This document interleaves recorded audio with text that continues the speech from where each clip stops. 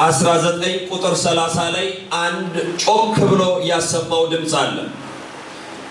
ምንድነው ጌታ ኢየሱስ ክርስቶስ ያለው? ተፈጸመ አለ።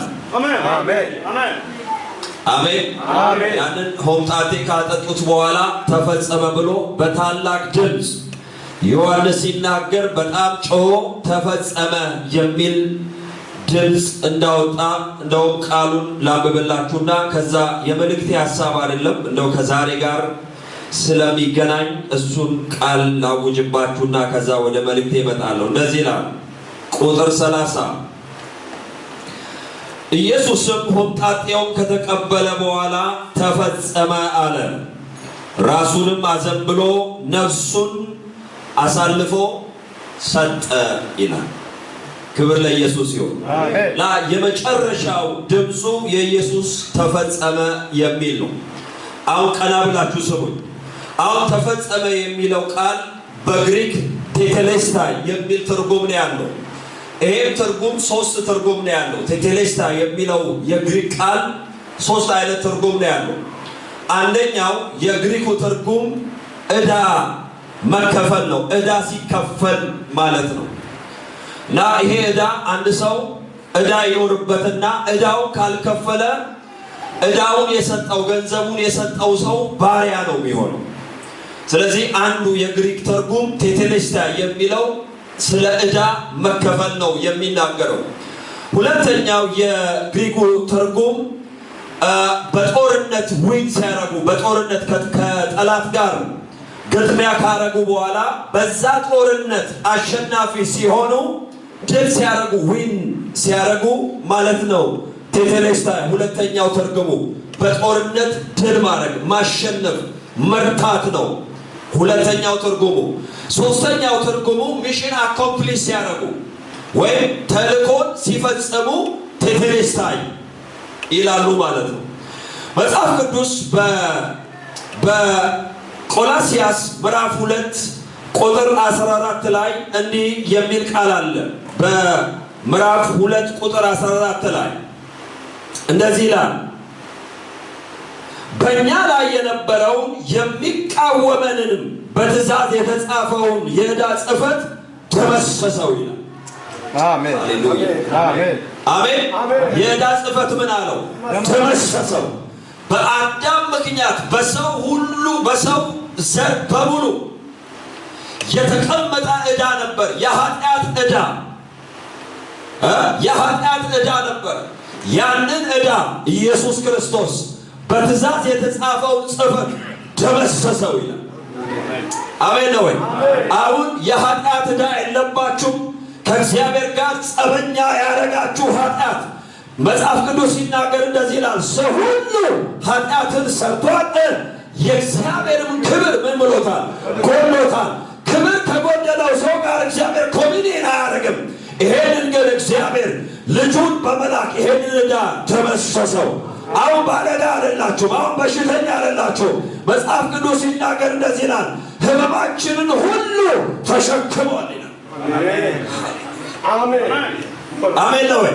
አሁን የአባቴ በሽታ አይሰራም፣ የአያቴ ስኳር አይሰራም፣ የአያቴ ትግምት አይሰራም።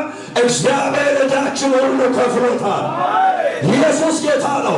በመስቀል ላይ ዕዳችሁ ተከፍሏል። ከጎናችሁ ያለው ሰው ዕዳ የለብህም በሉት። ነፃ ሰው ነህ፣ ነፃ ሰው ነህ። ዕዳ በሙሉ ተከፍሏል። በጌታ በኢየሱስ ተከፍሏል። ኢየሱስ ጌታ አሜን ነው ወይ?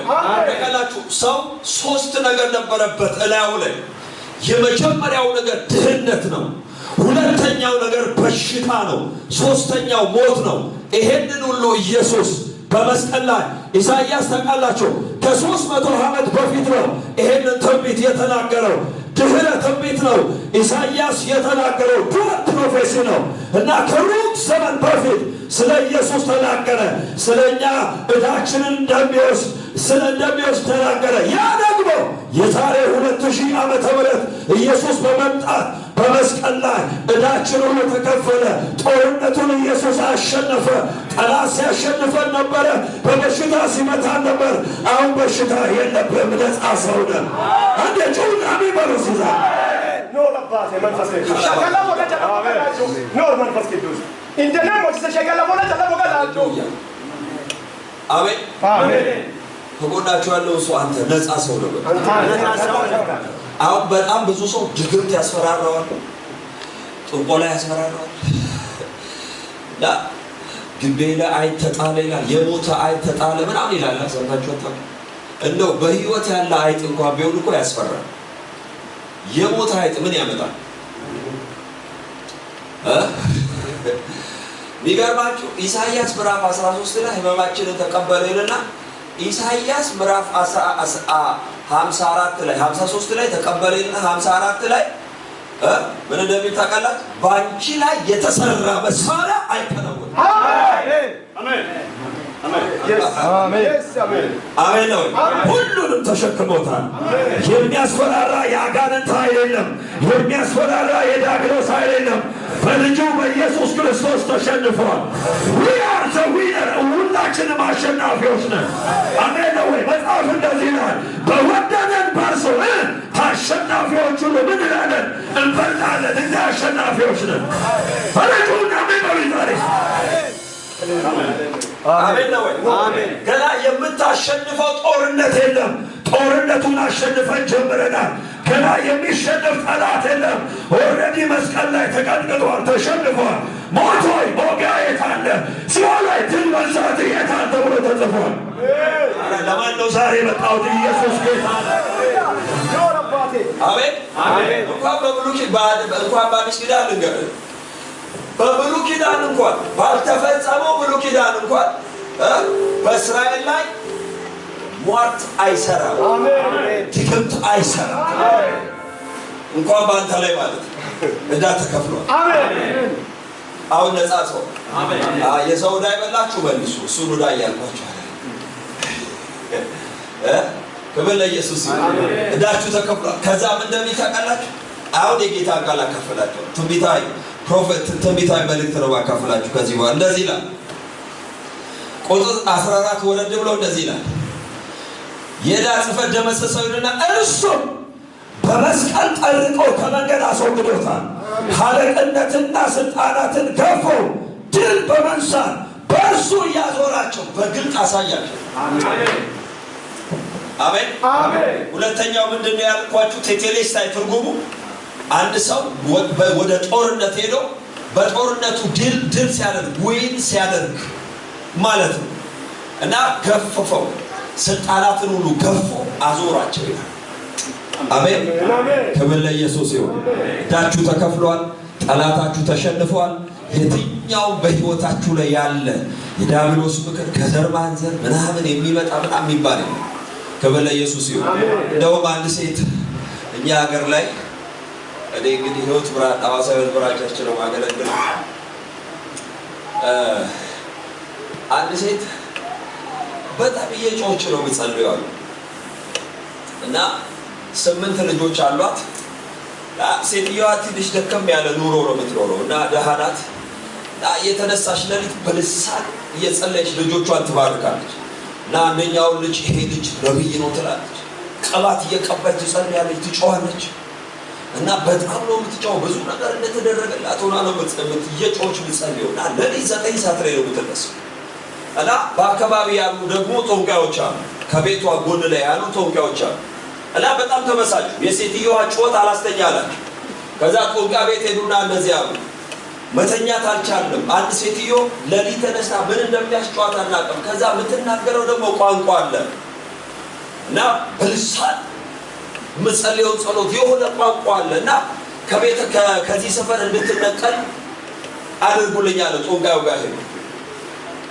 እና ጦንቃዩ ምንም ችግር የለም ማለት እና ነጭ ዶሮ እላዩ ላይ አናቱ ላይ ቀይ ያለበት ዶሮ አምጡልኝ እሱን ደግመዋለሁ ከዛ በአጥሯ እንትን ላይ ተወረውራላችሁ ገና ማለዳ ከቤታ ሳትወጣ ተወረውራላችሁ ከዛ ትነቀላለች እና ሴትዮዋ እየጸለየች ማለዳ ስትወጣ ዶሮ ተጥሎ አገኘች እንዴ አባቴ አመሰግናለሁ የኔ አባት ዶሮ ሰጠኝ ገና በማለዳ ብላ እና ደስ ብሏት ከልጆቿ ጋር ሽንኩርት ገዝታ አርዳ በላችሁ እና ሴትዮዋ ዶሮ ከመብላቷ የተነሳ ጸሎቷ ጨመረ አሜን አሜን ሃሌሉያ በቃ እና ጸሎቷ ቀጠለ። ሰዎቹ ተበሳጩ። እንዴት ይሄ ነገር ሊሆን ቻለ ብለው ሴትዮዋ እንደምትነቀል ነው የሚጠብቁት። ከዛ ሴትዮዋ ጸሎቷን ጨመረች። ጦንቃይ ጋር ሄዱ። ኧረ የሴትዮዋ ጸሎት ጨምሯል፣ ምን እናደርጋሉ? አይ እንደዛ ከሆነ ጥቁር ዶሮ አምጡልኝ አለ። ሙሉ በሙሉ ጥቁር ዶሮ አምጡልኝ፣ እደግመዋለሁ፣ ትጥላላችሁ፣ ትነቀላለች። ከዛ ሄዱ፣ ዶሮ ገዝተው ሄዱ፣ ተደገመበት። ከዛ አምጥተው ሲጥሉ ጠዋት ስትነሳ ጥቁር ዶሮ በሮነ ያለ የኔ አባት አመሰግንሃለሁ። አሁን ደግሞ ዶሮ በቃኝ፣ እባክህን የኔ ጌታ ወደ በቀየርልኝ፣ ወደ ፍየል ቀየርልኝ ብላ ጸሎቷን ቀጠለች። ማመስገን ጀመረች፣ መባረክ ጀመረች። ጌታ አመሰግናለሁ የኔ ጌታ፣ የኔ እኮ ጌታ መጋቢ ነው እያለች ማመስገን ጀመረች። ከዛ ሰዎቹ ተበሳጩ፣ ጦንቃይ ጋር ሄዱ። ከዛ ጦንቃዩ እንደዚህ አላቸው፣ በቃ የሴትዮዋ ትንሽ ከበድ ያለ ስለሆነ በግ ገዝታችሁልኝ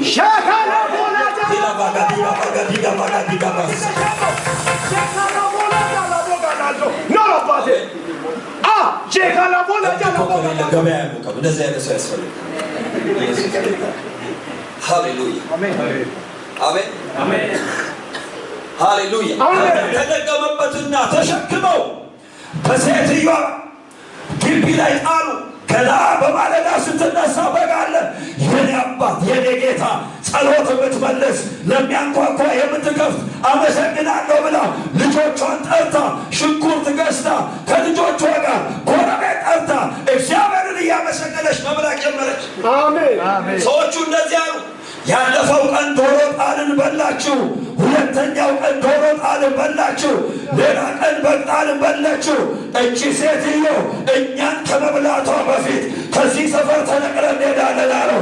እኔ እናገራለሁ ብላችሁ ላይ ታስነቅላላችሁ እንጂ ነቅላችሁ አትሄዱ። ከእናንተ ጋር ያለው ከነሱ ጋር ካለው ይመጣል። ከአንተ ጋር ያለው ከነሱ ጋር ካለው ይመጣል። አንድ ሰው ምን ማነው አሜን የሚለው? ኢየሱስ ጌታ አሜን። ካንተ ጋር ያለው ኃያል ጌታ አሜን። በፍጹም እንደ ምጻተኛ እንዳትሆን እግዚአብሔር ካንተ ጋር አሜን። ምድርና ሞላዋ እግዚአብሔር ነው። አሜን አሜን። ከጎናችሁ ያለውን ሰው አንተ አሸናፊ ነህ፣ አንተ አሸናፊ ነህ። አሁን ስሙ፣ ክብር ለኢየሱስ ይሁን። አሜን። ቶሎ ብዬ በጣም በፍጥነት የጌታን ቃል ልንገራችሁና ከዛ ሳቴ ብሎናለሽ። ጌታ ይባረክ። አሜን። ኢየሱስ ጌታ አሜን። ዛሬ የማካፈላችሁ የጌታ ሐሳብ ዘፍጥረት ምዕራፍ 22 ቁጥር 8 ላይ ያለውን የጌታ ቃል ማካፈላችሁ። ዘፍጥረት ምዕራፍ 22 ቁጥር 8 ክብር ለኢየሱስ ይሁን። አሜን።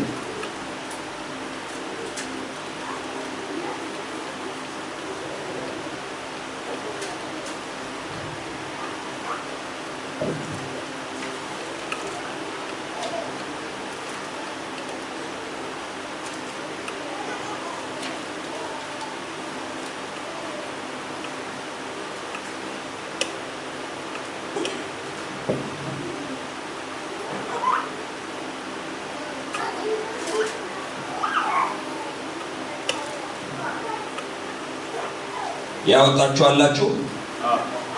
ዘፍጥረት ምዕራፍ 22 ቁጥር 8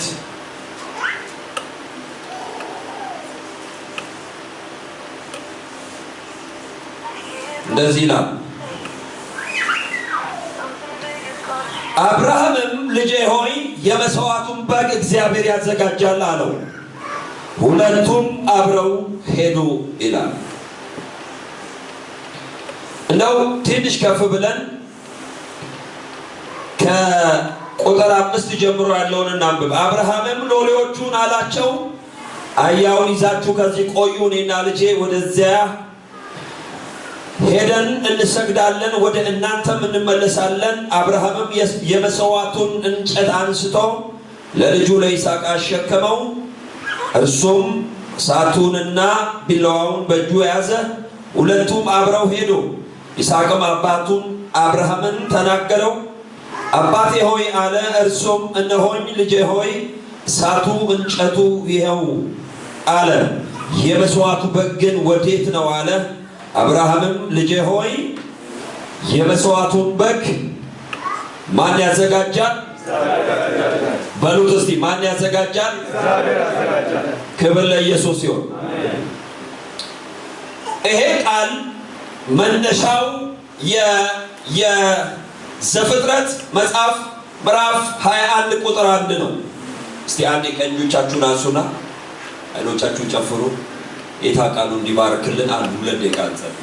ቴንክ ዩ ፋዘር ሃሌሉያ። አው መንፈስ ሲናገራቸዋል። አሜን። መጽሐፍ ልጆችሽ ከእግዚአብሔር የተማሩ ይሆናሉ የልጆችሽም ሰላም ብዙ ይሆናል ተብሎ ተጽፏል። እግዚአብሔር የሚያስተምር አምላክ ነው። አሜን። እስቲ ማታ እንዳጸለይኳችሁ ጸሎት ጸልዩ። በቃ ምንም መናገር እንኳን ባትችሉ ጌታ ሆይ ተናገረኝ፣ እንድትናገረኝ መጥቻለሁ፣ እባክህ ተናገረኝ በሉት። ሃሌሉያ ሃሌሉያ ሃሌሉያ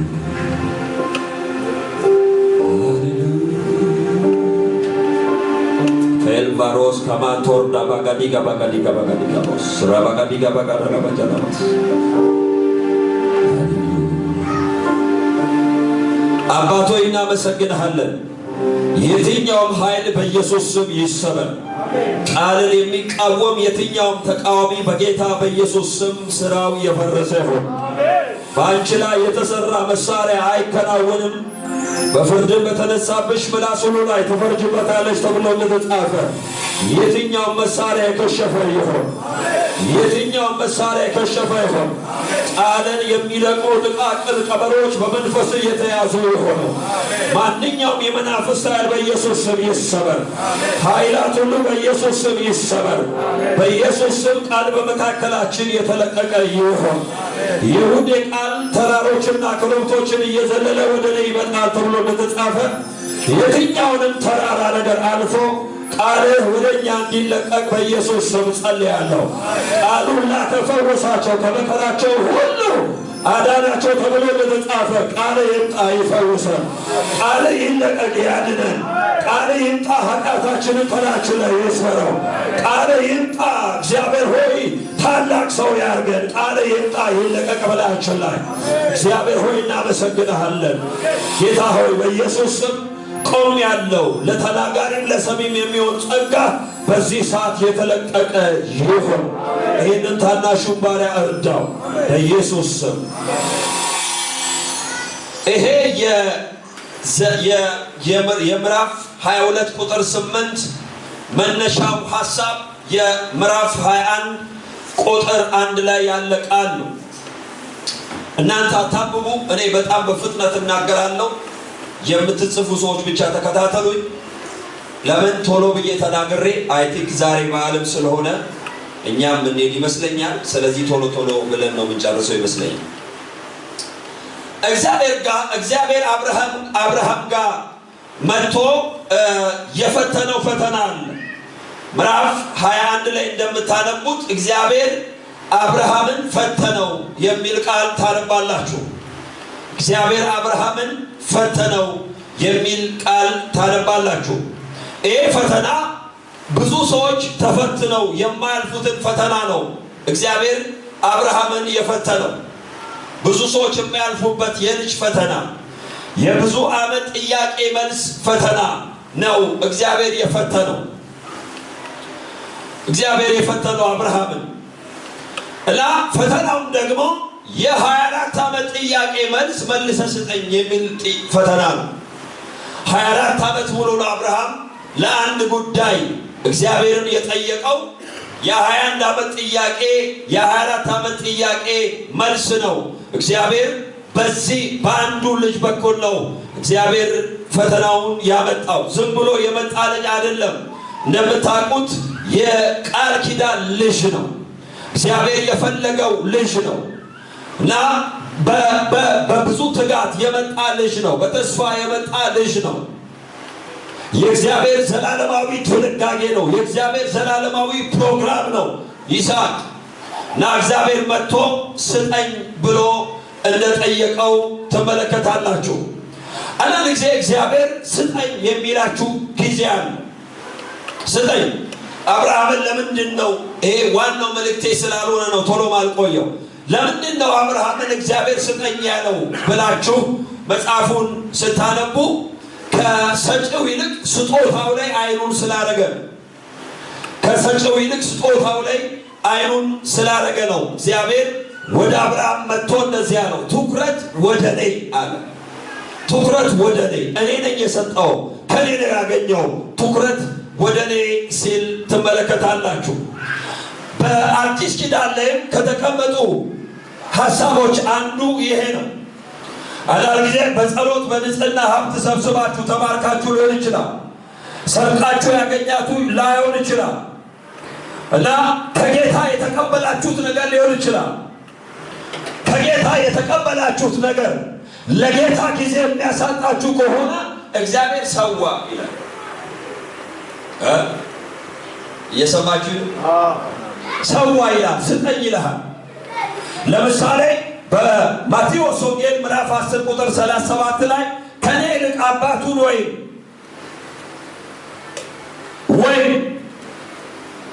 ከኔ ይልቅ ወንድ ልጁን ወይም ሴት ልጁን የሚወድ ለኔ ሊሆን አይገባም ማለት ከኔ ይልቅ አንድ ይልቅ የሚል ቃል ገብቷል በማለት ፕራዮሪቲ ማለት ነው። ቅድሚያ ስለ መስጠት ነው የሚናገረው። ህጉ ራሱ በሁለት ነው አይደል የተጠቃለለው።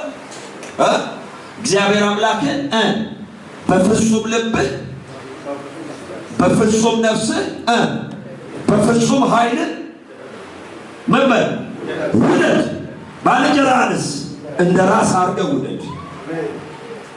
ስለዚህ ቅድሚያ ለእግዚአብሔር፣ ቅድሚያ ዋናውን ቦታ ፕራዮሪቲ ለእግዚአብሔር እና ለኔ ሊሆን አይገባም ማለት ቅድሚያ ለልጁ የሚሰጥ ለኔ ሊሆን አይገባም ማለት እና እግዚአብሔር ቅደም ተከተሉ ሲሳለፍ ይጠይቃል። ሰዋ ይላል፣ ስጠኝ ብሎ ይጠይቃል። ይሄ የአዲስ ኪዳን ትምህርት ነው። አትውደድ ሳይሆን ይልቅ የሚል ቃል ገብቷል። አታስበልጥ፣ እኔ ነኝ ዋና፣ ከሚስት በፊት እኔ ነኝ፣ ሚስትም የሰጠው እኔ ነኝ፣ ልጅም የሰጠው እኔ ነኝ። አሜን ያለ ጤነኛ ነው። ክብር ለኢየሱስ ይሁን። ስለዚህ አብርሃም ጋር መጥቶ እግዚአብሔር የመጀመሪያ የጠየቀው ልጅህን ስጠኝ፣ ቅደም ተከተሉ ይስተካከል። ኢየሱስ ጌታ፣ ቅደም ተከተሉ ይስተካከል፣ ዋናውን ቦታ ለኔ ስጠኝ ይላል እግዚአብሔር። አሁን እኔ ወደምፈልገው ሐሳብ መጥቻለሁ። የመልእክቴ ርዕስ እግዚአብሔር ያዘጋጃል። ከሁላችሁ ያለው ሰው እግዚአብሔር ያዘጋጃል ማለት እንዴት እንደሚዘጋጅ አላውቅም። እግዚአብሔር ግን ያዘጋጅላቸዋል። ኢየሱስ ጌታ ነው። እግዚአብሔር ያዘጋጃል። አሜን ነው። ኢየሱስ ጌታ። አሁን እግዚአብሔር አብርሃም ጋር መጥቶ ፈተናን የፈተነው ሰዋልኝ ስጠኝ አለው። እንደምታውቁት መስዋዕቱ የበግ አይደለም የልጅ ነው። አንድ ልጅን ሰዋልኝ ያለው ይህ ልጅ ዝም ብሎ የመጣ አይደለም። የብዙ ዓመት የጸሎት ልመና ውጤት ነው። ወንድሞቼ እናቶቼ፣ አብርሃም ልጅ የፈለገው በግ ለማስወረስ ነው። አብርሃም ልጅ የፈለገው በግ ለማስወረስ ነው። አብርሃምም ልጅ ይፈልጋል፣ እግዚአብሔርም ልጅ ይፈልጋል። አብርሃም ልጅ የሚፈልገው ለምድራዊ ፕሮግራም ነው። እግዚአብሔር ልጅ የሚፈልገው ደግሞ ለዘላለማዊ ፕሮግራም። ኢየሱስ የሚመጣበት ግን የሚወጣው በይስሐቅ ጉልበት በኩል። አሜን። እግዚአብሔር ለትልቅ ፕሮግራም ልጅ ይፈልጋል። አብርሃም ደግሞ በእድሜው መጨረሻ ስለሆነ በግ ለማስወረስ ሀብቱን ለማስወረስ ልጅ ይፈልጋል። ለዚህ ነው ምዕራፍ 15 ላይ ይሄ በቤቴ ያለ የኔ ዘር ይወርሰኛል አለ። ለምን? የሚያስወርሰው ንብረት ስለነበረው። አብርሃም ባለጠጋ ነው፣ ትልቅ ሰው ነው። 312 ሎሌዎች ያሉት ተዋጊ ሰው ነው፣ ኃይለኛ ሰው ነው፣ ርስት ያለው ሰው ነው። ማስወረስ ለምድራዊ ፕሮግራም። እግዚአብሔር ደግሞ ለዘላለማዊ ፕሮግራም ወንድሞቼና እህቶቼ እግዚአብሔር በእናንተ ትልቅ ነገር ሲያይ ጥቃቅን ነገር ካላየ ብዙ በህይወታችሁ የሚያደክማችሁ በህይወታችሁ ለሌላው ሰው ቶሎ ቶሎ የሚሆን ነገር እናንተ ጋር ቶሎ ቶሎ ካልሆነ ካልዘገየ በእናንተ ህይወት የታየ ትልቅ አለ ማለት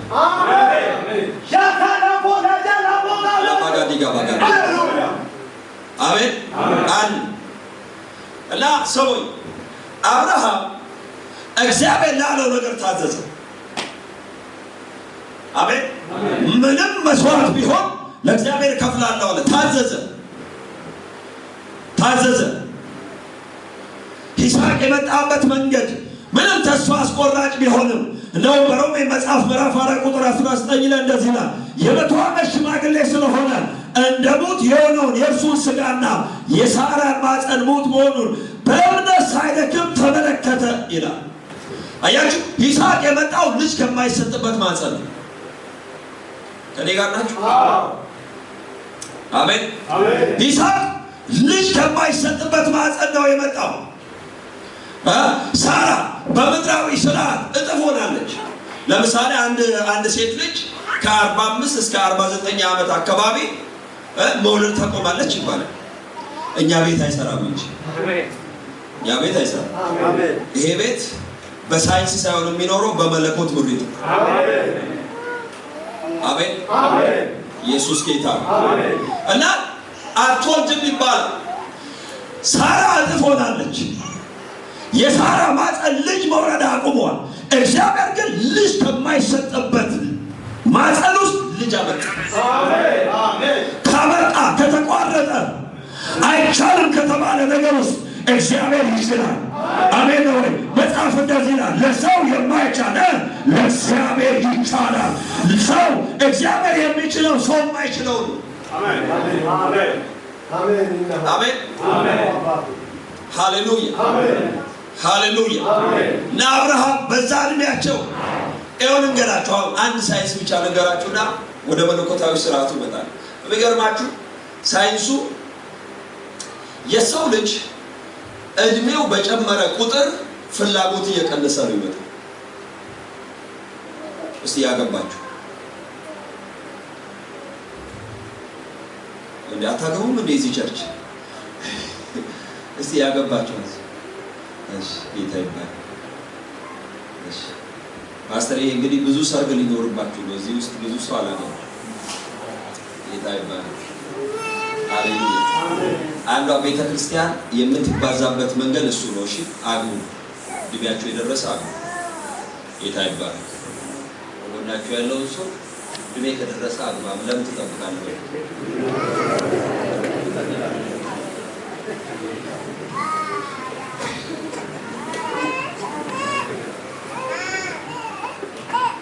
እሺ ያዙት ለምን ነው ማታገባው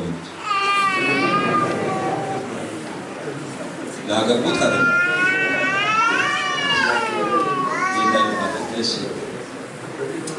አውስብየው በግንኙነት ስርዓት እድሜያችሁ እየጨመረ ሲል ፍላጎት እየቀነሰ ነው እና ለምሳሌ አሁን አብርሃምና ሳራ በ90 ዓመት አካባቢ በአመት አንድ ጊዜ ይሆናል ግንኙነት የሚያደርጉት የሰባችሁ በአመት አንድ ጊዜ ማለት ነው እና በአመት አንድ ጊዜ ያችን ነው እግዚአብሔር ዘሩን ወደ ልጅ የቀየረው አሜን